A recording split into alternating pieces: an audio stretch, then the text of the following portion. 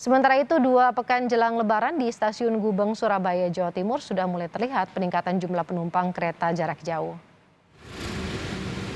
Meski aturan kapasitas penumpang telah dilonggarkan menjadi 100% untuk perjalanan kereta api jarak jauh, calon penumpang pun tetap wajib menerapkan protokol kesehatan selama berada di kereta api.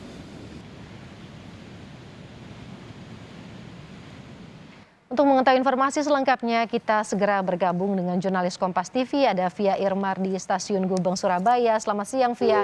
Hingga saat ini, apakah sudah ada lonjakan penumpang yang berarti di Stasiun Gubeng? Ya, selamat siang Waro dan juga saudara. Terpantau pada siang hari ini para penumpang yang akan melakukan perjalanan dengan menggunakan moda transportasi kereta api mulai memadati Stasiun Gubeng, Surabaya.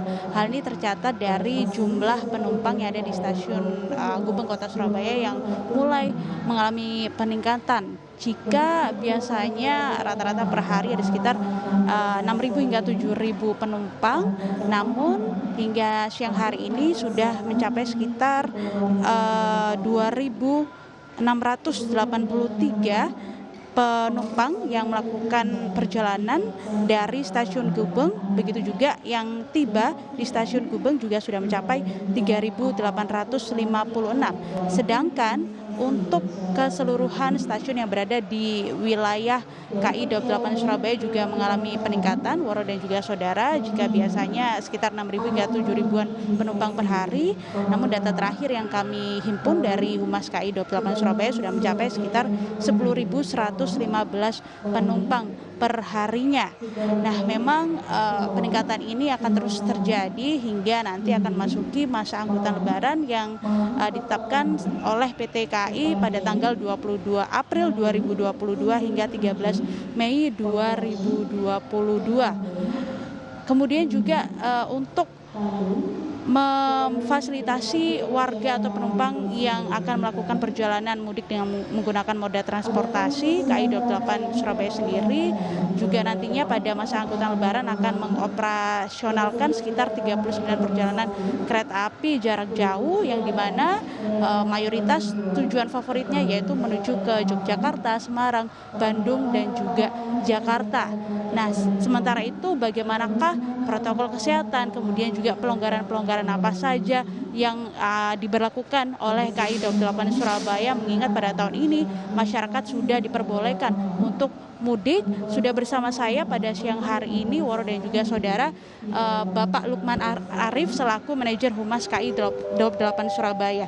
Ya, Pak Lukman, pelonggaran apa saja yang dilakukan oleh KAI Daup 8 Surabaya mengingat pada tahun ini masyarakat diperbolehkan untuk mudik? Kemudian bagaimana untuk aturan protokol kesehatannya, Bapak?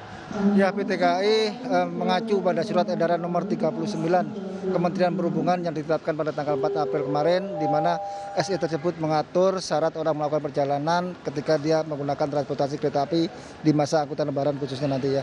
Adapun SE tersebut mengatur diantaranya adalah orang yang sudah melaksanakan vaksinasi dosis ketiga atau booster sudah tidak diwajibkan lagi menunjukkan hasil screening COVID, baik itu antigen ataupun PCR. Sedangkan bagi yang vaksinasinya masih dosis kedua diharuskan melakukan screening PCR yang bisa dilakukan 3 kali 24 jam atau antigen pengambilan sampelnya 1 kali 24 jam sebelum dia melaksanakan perjalanan. Bagi masyarakat yang vaksinasinya masih dosis pertama diharuskan melaksanakan tes PCR pengambilan sampelnya 3 kali 24 jam, dan bagi yang belum melaksanakan vaksinasi karena dia ada alasan medis atau komorbid tetap bisa melaksanakan perjalanan dengan syarat harus ada surat keterangan dari dokter rumah sakit pemerintah dan juga melaksanakan tes PCR dengan hasil negatif. Itu mungkin syarat-syarat yang diatur dalam SE 39 tadi dan akan dilaksanakan oleh PT KAI di masa angkutan Lebaran nantinya. Tiket sendiri, Pak, apakah saat ini masyarakat masih bisa memesan tiket untuk perjalanan mudik, Pak? Ya, PT KAI menetapkan masa angkutan Lebaran ini mulai tanggal 22 April sampai dengan 13 Mei 2022. Selama masa tersebut, total kami menyediakan lebih dari 500.016 tiket bagi penumpang dengan berbagai kota tujuan di Pulau Jawa ini. Sampai dengan saat ini, tiket yang telah terpesan dari total tersebut sebanyak sekitar 45% atau sekitar 230.000 telah terjual oleh masyarakat. Untuk masyarakat sendiri yang ingin pesan tiket kereta api untuk mudik, maksimal pesan itu Hamin berapa, Pak? Ya, mulai tanggal 1 April kemarin KAI memberikan pelonggaran pada masyarakat yang ingin melaksanakan pemesanan tiket. Bila sebelumnya pemesanan tiket itu bisa dilaksanakan H-30, tapi mulai 1 April kemarin kami longgarkan menjadi H-45 sebelum dia melaksanakan perjalanan. Pelonggaran ini kami tujuannya untuk mempermudah masyarakat segera menentukan kapan dia melaksanakan perjalanan di masa mudik ataupun balik nanti. Terima kasih banyak Pak Lukman.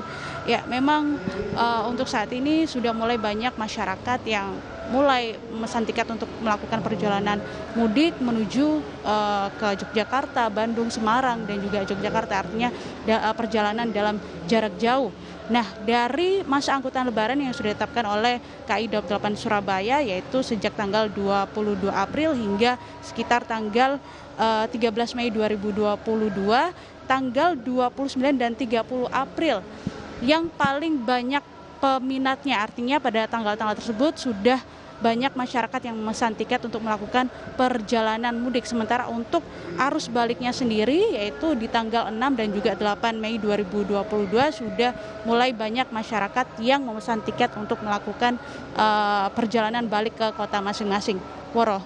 Via Irmar dari Stasiun Gubeng Surabaya sudah ada peningkatan 2 pekan jelang Lebaran. Biasanya 6.000 7.000 penumpang, saat ini sudah naik sampai 10.000 lebih penumpang. Terima kasih Via atas laporan Anda.